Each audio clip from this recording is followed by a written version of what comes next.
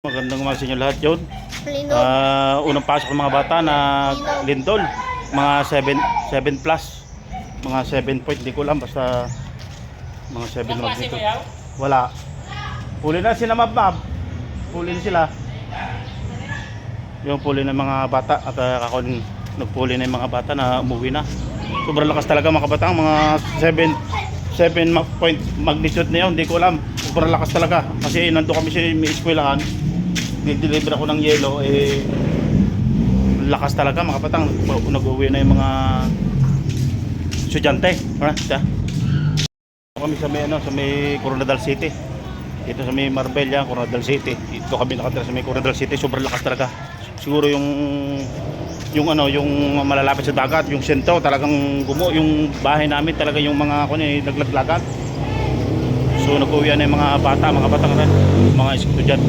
Yung eskwelahan talagang uga talaga yung eskwelahan mga bata. Ito mga bata nakain. Nagsusuwi na sila. Ayan. Sobrang busog ng kwan. Sobrang lakas ng lindol mga bata, mga 7 point magnitude na yun siguro, hindi ko alam. Sobrang lakas ako sanay na sa lindol na yan. Gawa na sa Taiwan sobrang makalakas na lindol, mga 7.4 din. Pero ito mga 7 magnitude yan mga batang. Hindi ko lang alam kung ano. Dahil nga wala ditong wifi na wala wifi. Yan, nag-uwi na mga bata, mga batang.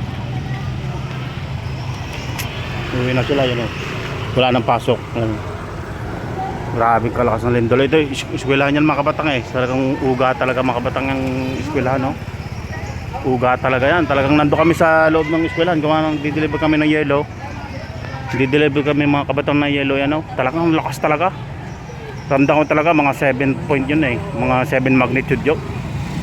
Siguro kawawa yung mga yung malalapit sa dagat, yung sentro, yung mga sentro dito sa may Mindanao, yung sentro dito sa Mindanao sobrang lakas siguro.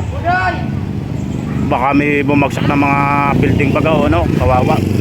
Sana wala man sakta mga tao, mga batang uwi na sila.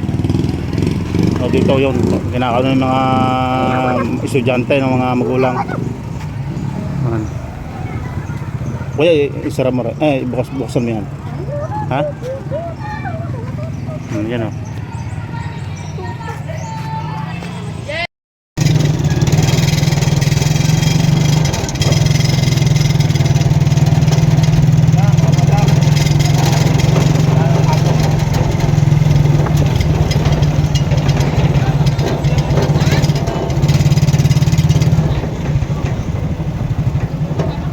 Pap.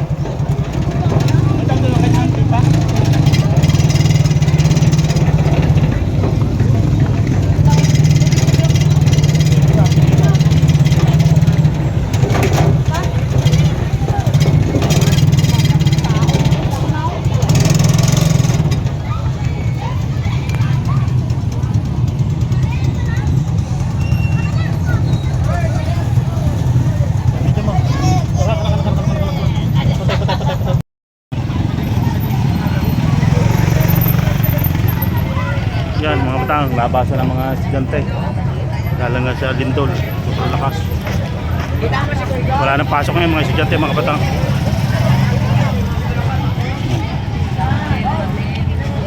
Hello guys, parang kilala mo no?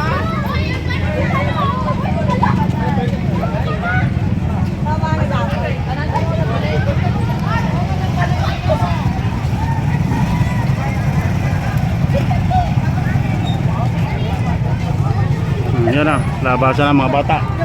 Sobrang lakas talaga ng kabatang ng lindol. Grabe.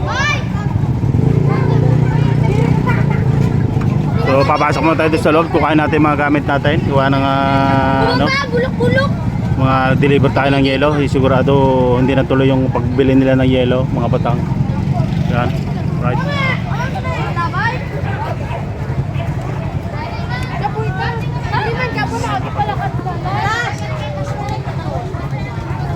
Lakas grabe. Pauwi na mga bata, mga kabatang.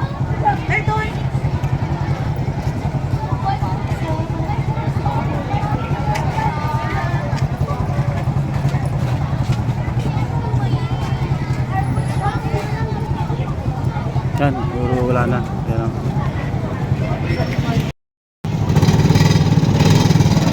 kabatang, pauwian na sila, mga estudyante.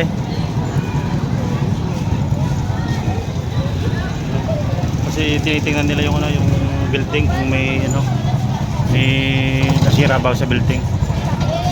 Yun.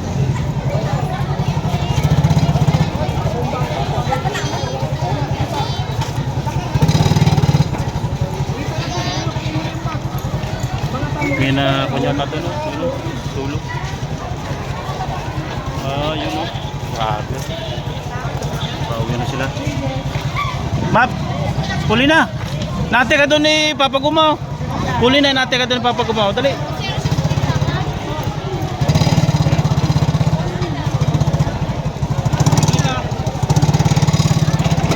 Yan ang mga teacher, mga batang. Pulong-pulong sila.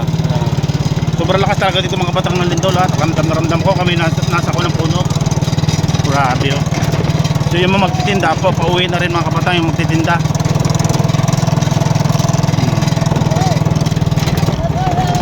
Yung eskwelahan mga kabatang yan, oh. Talagang lakas dito mga kabatang ng ano, lindol. Nag-uwi na mga estudyante, walang pasok ngayon pati sa elementary. Yan yan ang mga estudyante, oh. Yan talagang kitang-kita kung uga talaga yung ano, yung building, ah. Hindi ko lang alam kung ano, wala kasing wifi mga kabatang. Yung ano, dito, oh. Walang wifi kaya hindi ko alam kung ano, kung 7, basta 7 magnitude yun pataas. Yung siguro sa sentro sobrang lakas down. Yan. Yan ang eskwelahan, huli na sila mga batang. So yun, malalaman sa update natin. Update sa mga balita. Alam niyo na sa Mindanao yung sobrang lakas na lindol. Yan. So mga batang, ang kwanda mga 6.8, pero yung 6.8 dito sa Coronadal City. Pero doon sa kuan mga kabatang sa ano, mga sentro mga 7 magnitude pataas. Hindi ko lang alam kasi wala nga wifi, pero may nagbalita na 6.8 talaga. Dito sa may Coronadal City 6.8. O basta sa parteng Mindanao mga 7. Yung sa sentro 7, mga 7 pataas magnitude mga kabatang. So yun, yun talagang may aftershock pa yung mga kabatang. May aftershock pa. Grabe.